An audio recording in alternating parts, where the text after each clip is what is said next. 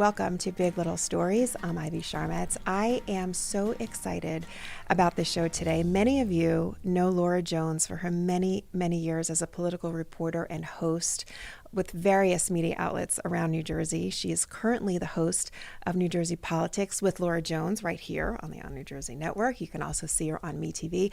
I have had the great pleasure of calling Laura my friend for many years, and I'm so thrilled she is joining us now. Thank you so much for being here, Laura.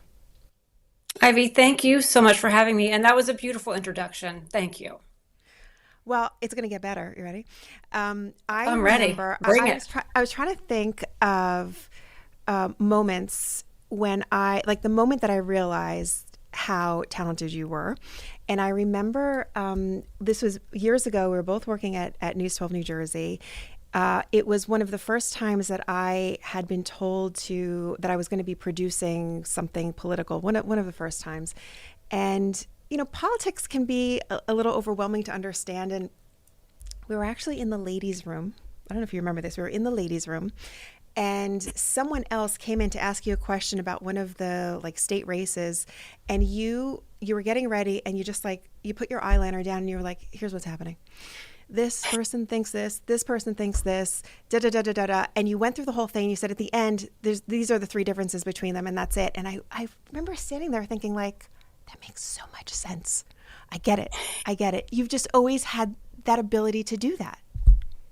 Oh, Ivy, thank you so much. And what's funny is when you talk about your first time going out and producing something political, when I was offered this job in Trenton as the Trenton Bureau State House reporter, I was really overwhelmed myself thinking, I don't know politics. What's the difference between an assemblyman, a senator? It was really intimidating, but luckily I had some great mentors along the way, people I shared my office with. I shared it with some members of the Star Ledger, which is no more. But I listened. I had a curiosity, and I was able to finally realize this isn't that complicated, and it touches every layer of our life. And then I started to get excited once people would explain things to me. And I'll give you a quick example. One of my first big stories was Governor Christie Whitman's budget address.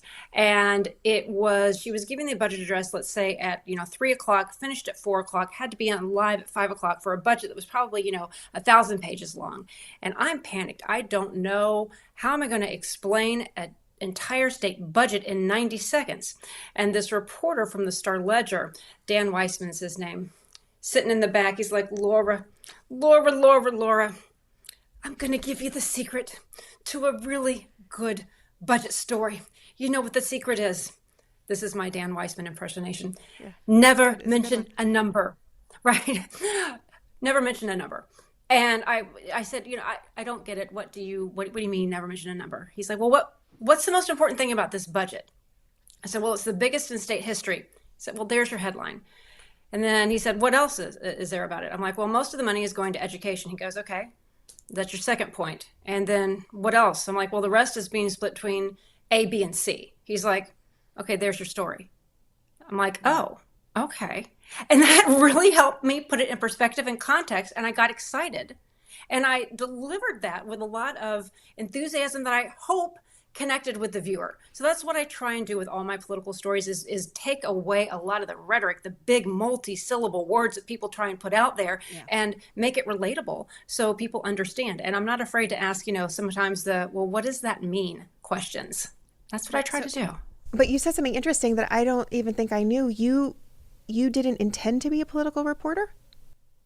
Well, I started out at a small low-power TV station, WZBN, based in Mercer County.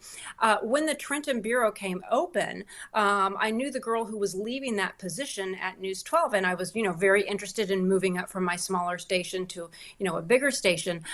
So it was a Trenton Bureau. So half of it was the Trenton beat. The other part was State House reporting. And I was really nervous about that, but they gave me a chance.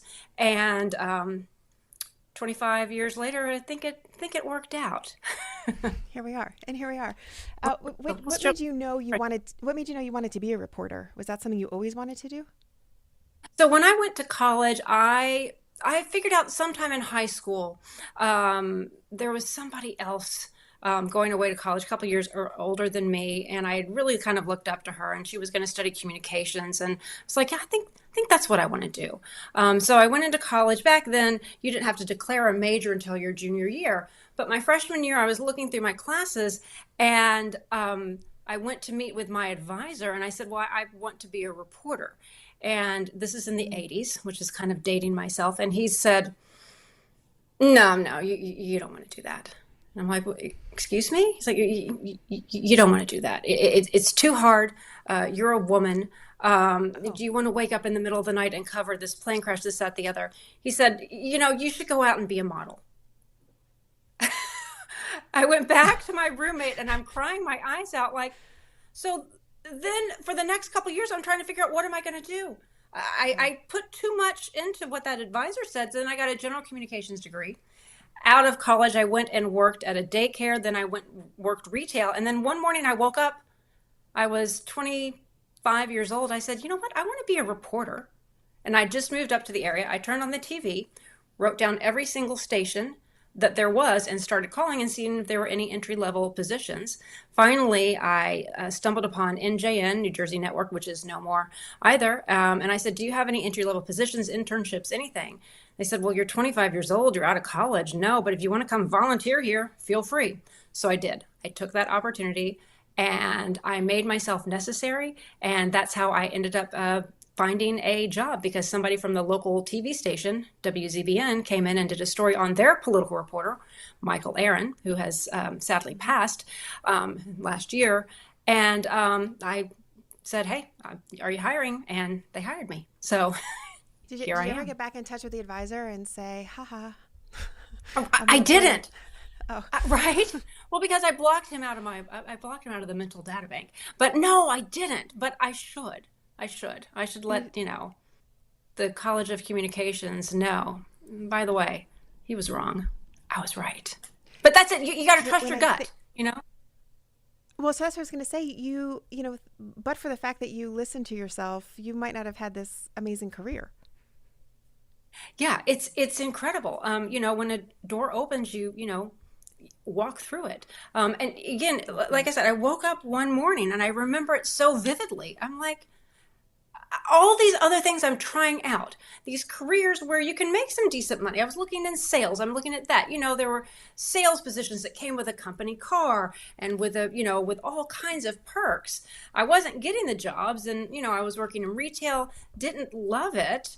And I was like, wait, well, if I don't love this, why am I doing it? So I did keep the Yeah. retail job in the beginning while I was volunteering at New Jersey Network.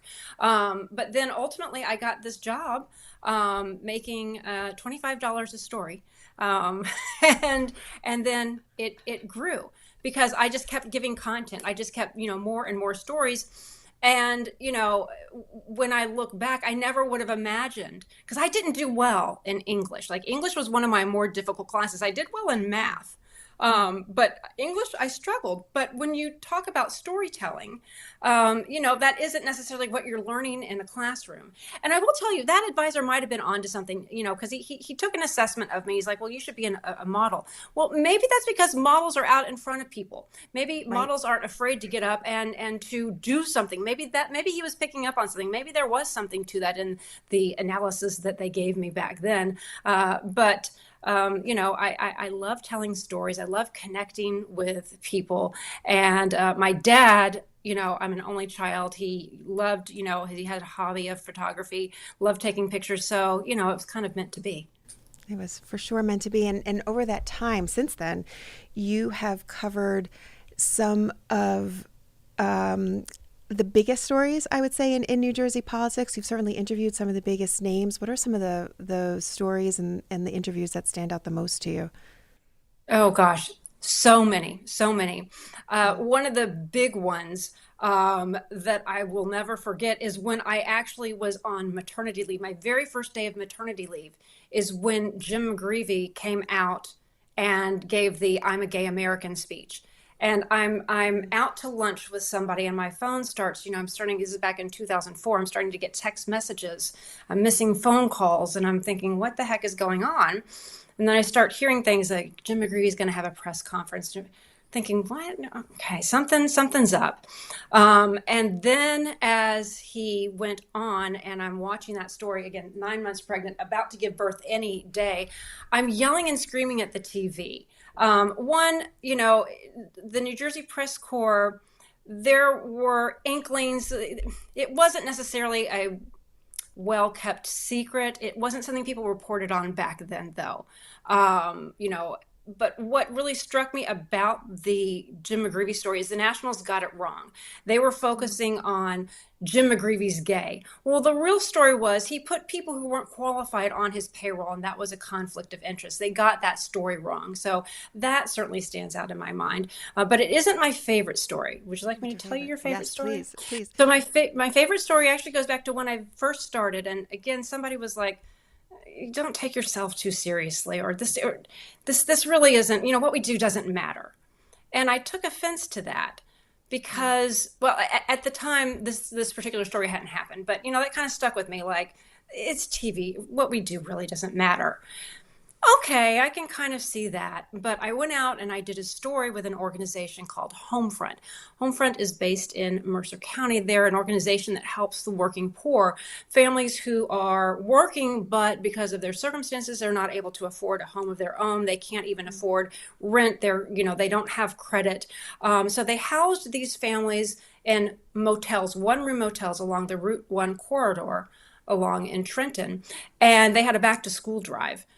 Most TV stations wouldn't really give a lot of thought to covering a back to school drive. It's maybe a what they call like a VOSOT, video on sound on tape, SOT, video and a sound bite, and Homefront is raising money for this, Right. but I did a full story on it, and two things stuck out.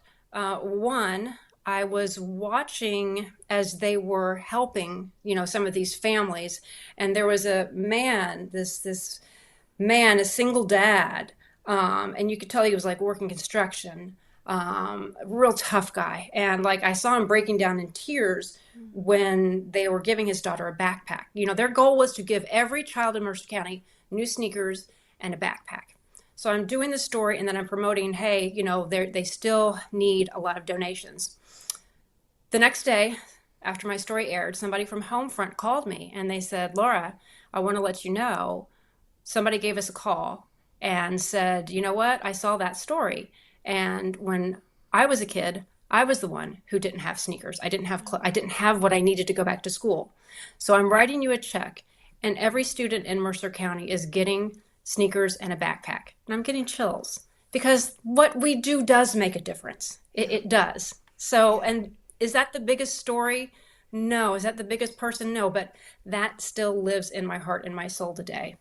No, and I think that for those of us who have had the honor of telling stories like that, those are the ones that I think we remember the most because they are truly the most impactful, and it gives us that sense that we're making a difference and that we're trying to make the world a little bit of a better place. So I'm with you on that.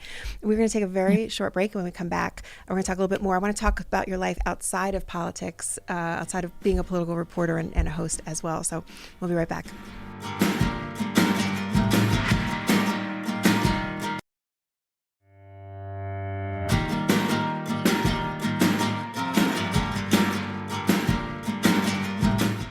Welcome back to Big Little Stories. Laura, you mentioned before one of the stories you were telling about the way we used to cover politics, or the way politics used to be covered. I just wanted to ask you, how do you see how that's changed? Because definitely even in just our careers, in our career lifetimes, there's definitely been a very distinct change in how we talk about politics, how we cover politics, and what we expect of people who are covering politics. Yeah, one of the things that strikes me in the beginning when I was first hired at News 12 and was being the political reporter is the way a newscast was structured. You and I know this, but the audience may not. You have an A block, a B block, a C block, a D block, a G block, right? And A block is where your lead stories are. And typically politics would be pushed down to the second block or the middle of the show because it wasn't necessarily lead material. Now more than ever, people are realizing politics. It affects every aspect of our life, whether we want to listen to it or not. It affects our wallet. It affects where we live, our health care, our future. So I'm definitely seeing a shift in that, and particularly in New Jersey. I mean, it's just a very political state. Anything that you do, there's always kind of a connection to politics, and that's what I love being able to tell and share with people to explain. Here's the headline, but here's what's going on behind the scenes, or here's what that may mean. With more and more organizations cutting back, not having local reporters, we're really getting away from that. The best way to become engaged and informed as a viewer or a reader, however you're consuming your news, is often through that local reporter. You're living in that community, so that's where you get the best information. So, for better or worse, if you have a cell phone and an internet connection, you can put yourself as a reporter, which is good in getting information out there, but not everybody has the training and that depth of knowledge. And it doesn't have to do with age. I've seen, people in their 60s who can maybe read a prompter, but they don't understand that. And I've seen very young people, really understand and get that context and perspective when they present a story and explain a little bit more behind the headline. So it's an industry that's definitely changing. Politics is leading all types of newscasts, news hours. And now more than ever, I think it is so important to, have people who do have a little bit more perspective, so things don't get blown so out of proportion. And a lot of times reporters, when they don't have experience, they'll just regurgitate whatever press release somebody has put out. Or an organization just doesn't have the manpower or resources, so they put something out. And that puts a lot of work on the viewer to have to go back and verify, well, where did this information come from? Nobody has time for that. People don't have time for that, And we know even that's why our packages in the news are short, because they've got the TV on there. They're cooking, they're getting ready for school, they're getting ready to head out. It might be background noise, so we try and keep it a little bit more and concise. So it's definitely more challenging now more than ever. Well, and I'll say too, especially in politics, although I think we're seeing this in more things now, but particularly in politics, the idea of truly being unbiased and really just reporting the facts is maybe a little bit harder to find. But I will tell you also, and this is, I think, one of the things that so many of us have always admired about you, is you were always the person that everyone always returns a call from Laura Jones, because you are so fair and you do treat the issue as the issue, and not, you never played favorites. You never imparted your own biases into what you were doing, and I think that speaks to not only your work but also why you've had such a long and successful career. Thank you. And I really think that is the easiest part of being a reporter, is don't give your opinion. Don't make it about yourself. Let the other people have their time. Let them speak. You don't have to agree with it. And I think a lot of reporters, or some reporters, will get out there and feel like they need to make a name for themselves, or they have to give themselves now a viral moment, instead of just saying, well, here's what people had to say. Candidate A says this, candidate B says that, candidate C says the other. Let them have their say. Again, you don't have to agree with it. There are ways, and sometimes it may upset viewers, but if you approach it that way, these aren't my words, they're somebody else's words. Now you take that information and do with it what you want. So that's how I try to look at it. Well, so Laura, I want to talk to you also because you, we know you as a fabulous reporter and host for so many years, but you're also a mom. You have 3 amazing children. I know, and you speak about this publicly, and I wanted to spend a little time talking with you about this because there were some challenges that you had when your kids were younger. Can you talk to me a little bit about that? Because how you navigated through that process, I think is very inspiring for people to hear. Oh, thank you. Well, I was a little bit late in life mother. It took me quite a while to have my daughter. And then suddenly I had 3 babies in 3 years and in 1 month. And, I knew that there were things that didn't quite feel right. And ultimately, it took many, many years to finally realize they were all autistic, all somewhere on the autism spectrum. So even getting to that point where I finally got the diagnosis, my daughter was in 3rd grade, my one son, he was younger when he was getting conflicting diagnoses. But when I finally figured it all out, Oh, this is why it's so exceptionally hard. I think being a reporter, and then for a brief year, I did work in state government. For 1 year, I worked for the New Jersey Economic Development Authority in communications. So I got to see a little bit behind the scenes. I think all of those things helped me become a better mother, a better advocate for my children, because their challenges, you have to understand education, healthcare, advocacy, legal, there's so much that was being thrown at me. And I always wanted to work throughout it.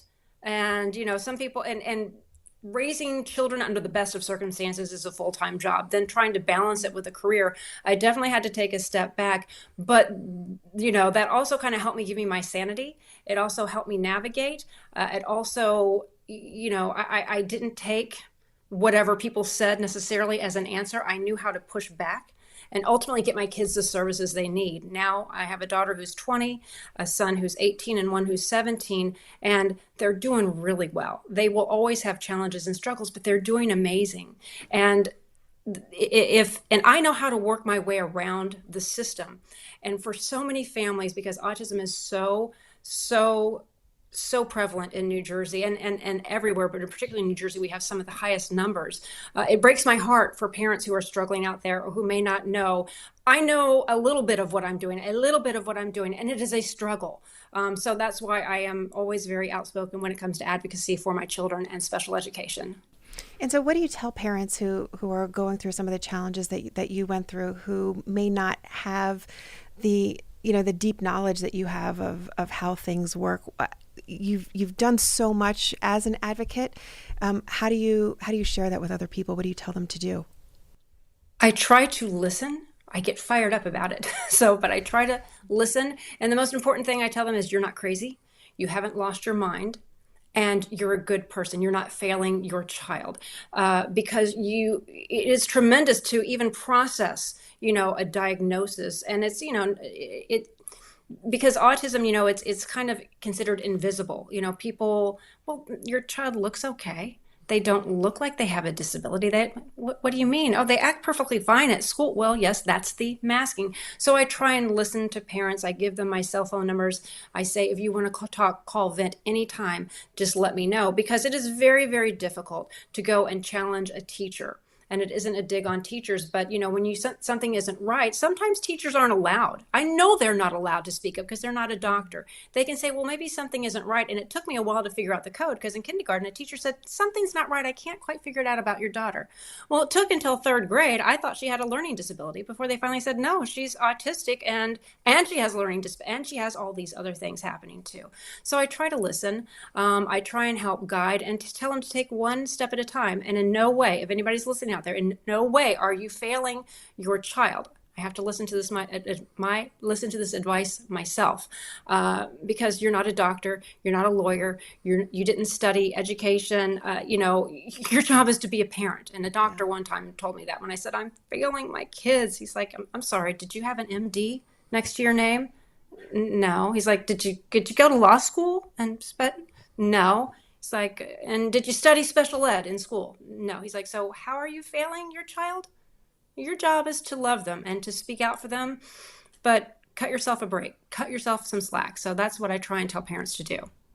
Well, and I know firsthand that you have amazing children who are all doing remarkably well, and that is in part they're great kids, but also they have a fantastic mom, and I know you've done a lot to get them there.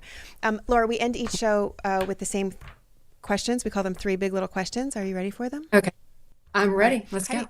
All right, Laura, how do you get yourself out of a bad mood? Ooh, how do I get myself in a bad mood? I laugh. I think of something funny. I phone a friend. There are certain TV shows and sayings that will just crack me up every single time. South Park, I'm Curb trying Your not to repeat Enthusiasm. any of them right now, but yes, okay, yes. What's your go-to karaoke song? Go-to karaoke song. I default to Kate. That's my daughter, Kate. I default to Kate. I'm not taking the microphone. I use the microphone enough. I'll default to Kate, who will sing anything Judy Garland as beautifully as Judy Garland. Oh, Kate has the most beautiful voice. What's your favorite spot in New Jersey, or one of your favorite spots in New Jersey? Ooh, favorite spot in New Jersey, anywhere near the Delaware River. There's something about being by the water that's just so peaceful, especially Friday night fireworks that they have. I love, being by the river, seeing those fireworks, walking through the shops, through the local restaurants. It's just, it's a little slice of heaven. Laura, I just love you. I'm so grateful for Oh, your friendship for all these years and for thank all the you. work that you do. And thank you so much for joining me today and having this conversation. And obviously, people who Yeah. are listening to this know that you're on New Jersey as well. So we look And forward to I seeing am who more I of you. am because of people like you behind the scenes as well, Ivy. I've had tremendous support, and you are among those people who have helped me along the day and are extraordinary producer. If we had more time, we could go into some of our fun stories as well. But you're We're very out of special time. and important We're for out me. of time. Thank you, Laura. Appreciate it. I will talk to you soon, my friend. Thank you so much. And that will do it for this week's Big Little Stories. I'm Ivy Charmatz. Be sure to check us out on Instagram at Big Little Stories Show. I will talk to you next time. Bye bye.